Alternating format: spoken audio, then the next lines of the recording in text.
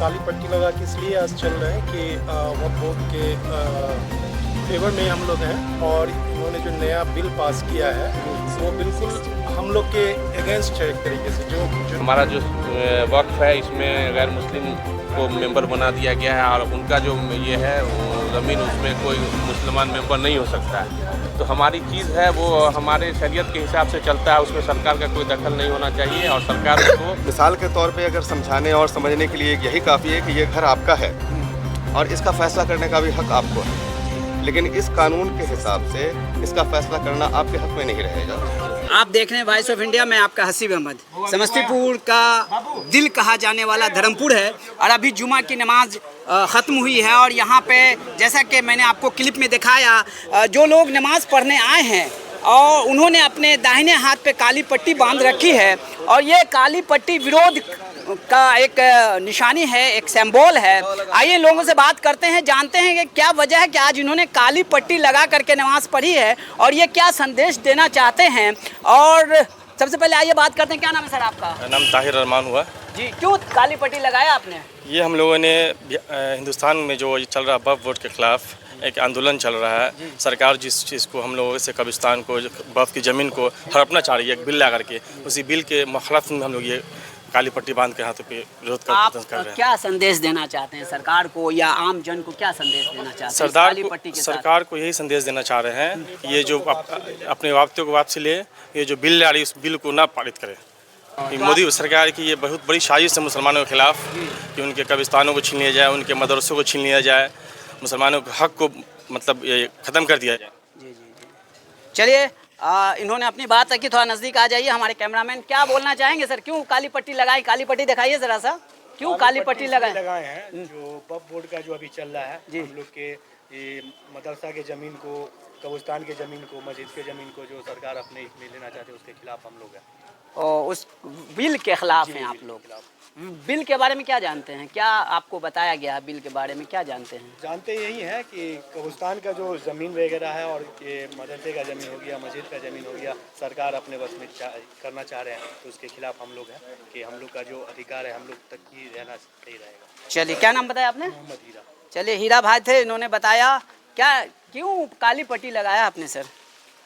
ये हम लोग काली पट्टी लगा के इसलिए आज चल रहे हैं कि वक्फ बोर्ड के फेवर में हम लोग हैं और इन्होंने जो नया बिल पास किया है वो बिल्कुल हम लोग के अगेंस्ट है। एक तरीके से जो जैसा कि अब आप अभी भी हम लोगों को बताया गया, जैसे कि मस्जिद में तकरीर में भी बोला गया कि जो प्रॉपर्टी है और उस प्रॉपर्टी के अगर कोई 12 से 13 साल से उस प्रॉपर्टी का देखभाल कर रहा है तो उसे उसके ऊपर भी जो है ना इन लोग जो अभी नया रूल के हिसाब से वो अपना हक उस पर जता सकते हैं।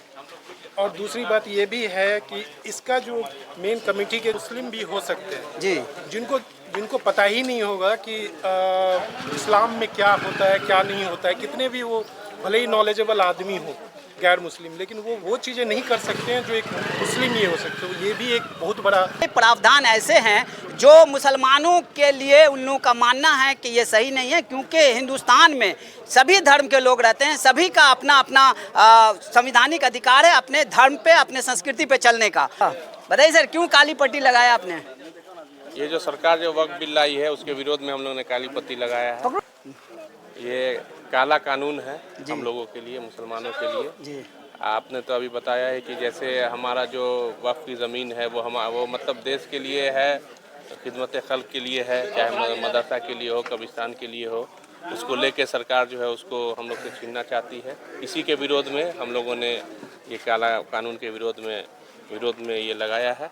सरकार इसको वापस ले, नहीं तो बहुत बड़ा आंदोलन शुरू हो गया है इसके खिलाफ। बहुत बड़ा आंदोलन पूरे देश में चलेगा। ये दो तरह का कानून है, जैसे हमारा जो वक्फ है इसमें गैर मुस्लिम को मेंबर बना दिया गया है और उनका जो ये है ज़मीन उसमें कोई मुसलमान मेंबर नहीं हो सकता है। तो हमारी चीज़ है वो हमारे शरीयत के हिसाब से चलता है, उसमें सरकार का कोई दखल नहीं होना चाहिए और सरकार उसको जमीन को लेकर फिर अपना बेच बात करेंगे। ये संविधान है, संविधान ने हमें अधिकार दिया है, उससे छेड़छाड़ किया जा रहा है। उसको छेड़छाड़, हर चीज को छेड़छाड़ किया जा रहा है। संविधान को तो किसी एक पक्ष को टारगेट करके उसके कानून को, उसके धर्म को, उसके शरिया को, संविधान का तो पालन तो हो ही नहीं रहा है। इसी के लिए विरोध में हिंदुस्तान का जो मौजूदा स्थिति है, संविधान है ही नहीं जी। तो इसी के विरोध में हम लोगों ने काला पत्ती लगाया है और इस बिल का विरोध कर रहे हैं हम लोग। धर्मनिरपेक्ष छवि से खिलवाड़ करने की कोशिश हो रही है। कोशिश हो रही है, एक तबका को टारगेट किया जा रहा है, बस इसी हर के विरोध चीज में टारगेट किया। क्या नाम बताया आपने? फैजी नाम हुआ मेरा। सरकार को हमारी तरफ से यही है कि इस बिल को वापस ले वो, क्योंकि ये कहीं से भी मुसलमानों के हक में नहीं है। जी। मिसाल के तौर पे अगर समझाने और समझने के लिए यही काफ़ी है कि ये घर आपका है और इसका फैसला करने का भी हक आपको है जी। लेकिन इस कानून के हिसाब से इसका फैसला करना आपके हक में नहीं रहेगा, वो किसी और के हक में जाएगा।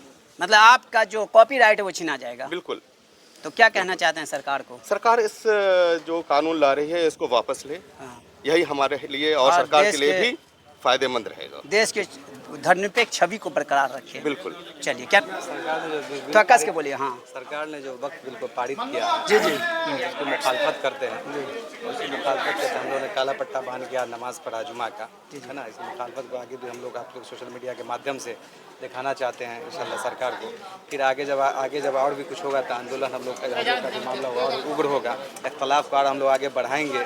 किसी तरीके सरकार जैसे भी हो इस बिल को वापस ले। ये मुसलमान के हित में नहीं है, बिल्कुल खराब देश के हित में नहीं है। देश के हित में जो है वो बिल्कुल खराब है। कॉन्स्टिट्यूशन बाबा साहब भीमराव अम्बेडकर का उसके खिलाफ है ना। उन्होंने राइट दिया है जो जैसा अपने धर्म के हिसाब से अपनी ज़िंदगी को गुजार सकता है हिंदुस्तान में। और ये सरकार इस बिल को ला के हम लोग में आपस का जो भाईचारा है, हिंदू मुस्लिम यमुना जमनी की जो तहजीब है उस पैमान को बिगाड़ना चाहती है। हम सरकार से मांग करते हैं कि इस बिल को वापस ले, और अगर वापस नहीं तो आंदोलन जो आगे का और उग्र होगी इंशाल्लाह। हम लोग बहुत शांतिपूर्वक रखते हुए इसके एहतजाज को और आगे जारी रखेंगे इंशाल्लाह। संविधान को ताक पर रख करके ये काला कानून लाना चाह रही है, जो कि हम मुसलमानों को ये कतई बर्दाश्त नहीं है। हमारे साथ मुसलमान ही नहीं, हमारे साथ सब धर्म के लोग हैं। इसके खिलाफ ये बिल पारित न हो और हम लोग हर वो देश का नागरिक जो धर्मनिरपेक्ष छवि को बरकरार रखना चाहता है हिंदुस्तान में, इस बिल के खिलाफ है। और इस तरह के किसी भी बिल के खिलाफ होगा वो लोग। क्या बोलना चाहते हैं सर? काली पट्टी लगाए, पहले अपना नाम बताएं। मेरा नाम अम्मार फरीदी है। क्या कहना चाहते हैं इस बिल पे? क्या जानकारी मिली आप लोगों को? ये बिल शरीयत के भी ख़िलाफ़ है और क़ानून के भी ख़िलाफ़ है। शरीयत के ख़िलाफ़ है, काफ़ी किस्में ऐसी है जो शरीयत के मुतसादिम है, शरीयत के ख़िलाफ़ है। और क़ानून जो हिंदुस्तान में है कि हर एक को जो है आज़ादी है, और ख़ास करके हमारा जो मुस्लिम पर्सनल लॉ है उसमें हमारे पूरी तरह से आज़ादी है। तो उसमें हमको उसी तरीक़े से रहना चाहिए और उसी तरीक़े से हमें छोड़ना चाहिए। लेकिन सरकार जो मौजूदा सरकार है, हर कानून में इस तरीके से मुसलमानों को लपेट रही है कि बहुत सारी वो चीज़ें जो मुसलमानों के लिए थीं और मुसलमान ही उसको सही तरीके से चला सकता है, उसमें अपने लोग बैठा करके उसमें तरह तरह की ख़राबी पैदा कर रही है, जिससे इस्लाम पर असर पड़ रहा है, मुसलमानों पर असर पड़ रहा है। इसलिए बताइए, आप नौजवान हैं और आपको अभी देश चलाना है, नौजवान तबकों को इस बिल के बारे में क्या पता है और क्या एहतजाज क्या है, ये बताइए। क्या नाम है पहले बताइए? मेरा नाम मोहम्मद उसामा है। हाँ। मैं जामिया मिलिया इस्लामिया का स्टूडेंट हूँ, अच्छा। फॉरेन लैंग्वेज का। हाँ। तो इस बिल के हवाले से जो बुनियादी तौर पर चंद सवाल हमारे वो ये हैं हुकूमत से। सबसे पहली बात ये है कि जो वक्फ का मामला है ना, वो वक्फ कहते हैं कि एक इंसान जो है अपनी ज़मीन या अपना जायदाद वो अल्लाह के नाम पे दे देता है, खैर काम के लिए। जी, खैर काम पे देता है, ताकि वहाँ मस्जिद बने, ट्रस्ट, जो भी काम हो खैर का काम हो, अल्लाह के स्कूल, लिए। इंस्टीट्यूशन, हाँ, जो भी बने। जी। लेकिन जो हुकूमत ने जो बिल लाई है ना, उसमें बहुत सी खराबियाँ हैं। उसमें सबसे पहली खराबी क्या है? वो खराबी ये है कि अगर वक्फ की ज़मीन पर अगर गवर्नमेंट खुद कब्जा करती है हाँ। और आप जाके केस दायर करते हो, तो इस मौके पर जो है फरीक भी हुकूमत होगी और जज भी हुकूमत होगी। अच्छा। तो ऐसे मौके पर जाहिर सी बात है हुकूमत क्या करेगी? ज़मीन खुद ले लेगी। जी। दूसरी चीज़ क्या है कि अगर हुकूमत किसी ज़मीन पर कब्जा कर लेगी तो अब आपको कोई अथॉरिटी नहीं है कि आप जाके वहाँ एहतजाज करो, केस लड़ो कोर्ट को, बल्कि हुकूमत ले ली तो ले ली। तीसरी चीज़ क्या है इसके अंदर कि हुकूमत ने यह किया है कि जो वक्फ की जो कमेटी होगी इसके अंदर गैर मुस्लिमों को शामिल कर दिया है। हालांकि जो गैर मुस्लिमों का जो टेम्पल की जो कमेटियाँ होती है वहाँ कोई मुस्लिम शामिल नहीं है। तो एक ही मुल्क में इस तरह का भेदभाव कैसे चलेगा? दो तरह के कानून कैसे चलेगा? ये सही नहीं है। पांचवी बात इस बिल में ये है कि अब तक ये बात थी कि अगर कोई शख्स वक्फ की प्रॉपर्टी पर 12 साल कब्जा करता है उसके बाद भी ज़मीन वक्फ ही रहेगी। लेकिन गवर्नमेंट जो नया बिल ला रही है इसके तहत अगर किसी शख्स ने 12 साल कब्जा कर लिया तो अब ये ज़मीन उसकी हो जाएगी। इसमें एक और बात ये है इस बिल के अंदर कि हुकूमत जो ये कानून ला रही है इसके तहत क्या होगा कि अब जो है फैसला कलेक्ट्रेट के हाथ में होगा। यानी कि मिसाल के तौर पर आपकी ज़मीन है, वक्फ की ज़मीन है, किसी ने उस पर कब्जा मुकदमा कर दिया या दावा कर दिया ज़मीन मेरी फला फला की है, तो ये जो इसका जो फैसला कलेक्ट्रेट के हाथ में, चाहे तो आज फैसला कर दे, कल फैसला कर दे, जिसकी चाहे उसको दे दे, मतलब उसकी सुनवाई ऊपर नहीं है, ऊपर सुनवाई नहीं होगी। इसमें एक और बात मैं आपको ये कह दूँ कि वक्फ की जो ज़मीन के बाद अब तक ये चल रहा था कि वक्फ की ज़मीन जो है क्या था कि आपने वक्फ की ज़मीन तो आप जहाँ चाहो इस्तेमाल करो अल्लाह के नाम पे। जी जी। और ये हिंदुस्तान के कानून का तकादा भी ये है आर्टिकल 300A के तहत कि जिसकी जो प्रॉपर्टी है वो जहाँ चाहे वहाँ यूज़ करो। लेकिन हुकूमत ने जो नया कानून ला रही है इसके एक रिस्ट्रिक्शन कर दी है कि वक्फ की जो ज़मीन है इसको फला फला ये यूज़ किया जाएगा, फला यूज़ नहीं किया जाएगा। तो ये कैसा कानून है कि हिंदुस्तान का जो कानून वो कहता है कि आपकी ज़मीन है, आप जाओ जहाँ चाहो वहाँ खर्च करो। तो आप वक्फ ये संविधान के भी खिलाफ जी बस हाँ संविधान के खिलाफ है। तो आप ये काम कैसा कर रहे हो? बड़ी बात इन्होंने कही। और जो हमारे देखने वाले दर्शक देखें, यदि सरकार आपके वक्फ की ज़मीन को लेना चाहे तो पार्टी भी वही रहेगी और फैसला देने वाले भी वही रहेंगे, तो फिर आपके हक में कैसे फैसला होगा? बड़ी बात इस बच्चे ने कही। स्टडी किया है, क्या नाम बताया आपने? मेरा नाम मोहम्मद उसामा है। उसामा है। तो उसामा साहब ने अच्छी बात कही है। तो सरकार के से ये निवेदन करते हैं, आग्रह करते हैं कि एक तरह का कानून देश में रहने दीजिए। जिस तरह से हिंदुओं का एक राइट है, ईसाइयों का एक राइट है, मुसलमानों को भी संविधान ने एक हक दिया है, उसके हिसाब यहाँ पर सांप्रदायिक सौहार्द बने रहने दीजिए। तो देखा आपने, ये धर्मपुर है। धर्मपुर हमेशा एक अच्छा मैसेज देता है हिंदुस्तान को, इन्हें पूरे बिहार को भी। और इन लोगों का कहना है कि नीतीश कुमार भी इस बिल के पक्ष में हैं। ये नीतीश कुमार से भी ये निवेदन करते हैं कि इस पर विचार करें। वॉइस ऑफ इंडिया के लिए मैं आपका हसीब अहमद।